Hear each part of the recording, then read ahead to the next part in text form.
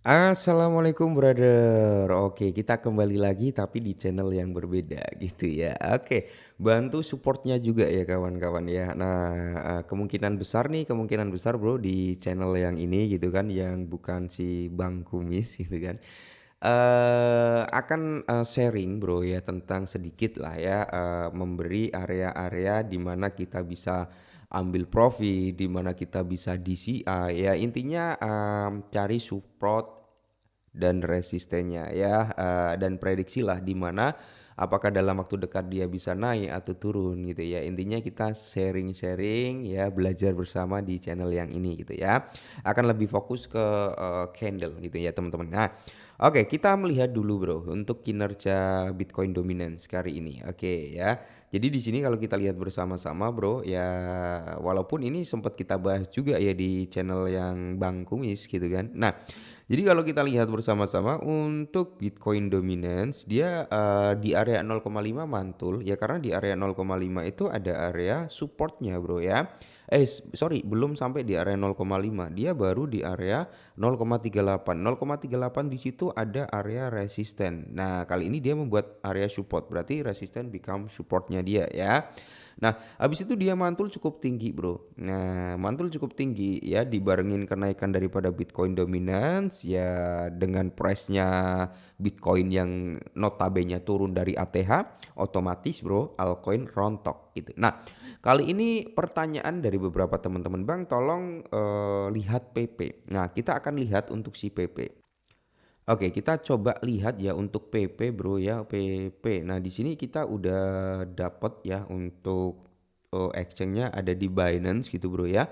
Kalau kita mengacu pada PP, kita lihat dulu nih bro ya, dalam time frame daily. Nah kalau kita lihat dalam time frame daily, sebenarnya bisa dikatakan PP itu ya udah closing lah ya bro ya, di area 16 ini udah closing karena dia ngambil shadow-nya juga gitu kan. Dia ngambil shadow. Oke, sebentar. Nah, ini ya, Bro. Dia ngambil shadow langsung closing. Nah, dia langsung mantul lagi ke bawah sini ya. Nah, kalau kita lihat dalam time frame daily bro, oke dia ada potensi untuk reject itu sampai di kisaran harga sini bro. Ya kalau kalian ingin DCI lah ya, itu di kepala 11 itu kalian bisa DCI 20%. Oke. Atau kalian ingin dapat harga yang paling murah. Kalau yang paling murah di bawah sini bro ya. Yang paling murah itu di kisaran harga kepala 642. Nah kalau kalian masih yakin nih PP bisa ke area 462, silakan bro. Kalian bisa open jaring di situ. Tapi kemungkinan ya PP itu akan di area kepala 11, terendahnya mungkin bisa di area kepala 940 ya, jika momentum market masih dalam kondisi seperti ini. Oke, jadi kalian bisa DCI di area tersebut bro ya. Mengingat nih ya, dalam time frame daily ya kan dia udah membuat higher high-nya nih ya. Coba kita ukur bro ya. Bentar, kita ukur dulu seberapa jauh gitu ya kan. Ini dia akan terjadi yang namanya, ambil dari sini shadownya ini aja coba ya. Oke.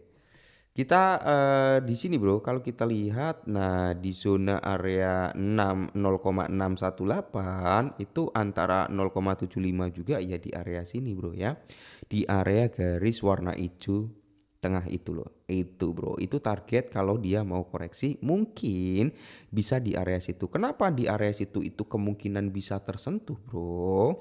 Salah satunya kan di sini dia trennya sebenarnya tren bearish. Kenapa saya bilang tren bearish? Kalian bisa melihat nih bro ya. MA50 itu di bawahnya MA200. Yang menandakan apa? Trennya turun.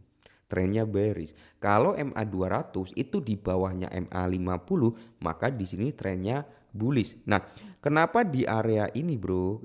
Nah, di area ini karena kalau kalian lihat di sini, Bro ya.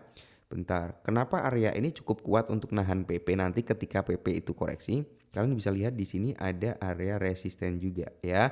Nah, dekat swing high-nya di sini, dia ngambil swing high-nya gitu ya. Jadi dia ada potensi untuk mengalami pemantulan harga. Nah, di sini kita turunkan time frame ke 4 jam. Nah, dari 4 jam sini, Bro, kalau kita lihat bersama-sama, bisa kalian lihat sendiri ya. Sebenarnya kalau kita mengacu pada pergerakan seperti ini ya, resistennya dalam time frame 4 jam, supportnya itu di sini. ini supportnya bro ya. Tapi kalau kita lihat untuk atasnya bro, nah ini ya, dia seperti ini. Oke, nah ini ya bro ya. Dia pergerakannya seperti ini. Jadi kemungkinan besar bro ya, kemungkinan besar untuk saat ini dalam time frame 15 menit kemarin ambil market derivatif ya, tertrigger bro, lumayan lah dapat tipis-tipis gitu kan. Kita hapus ini karena ini nggak terlalu penting juga.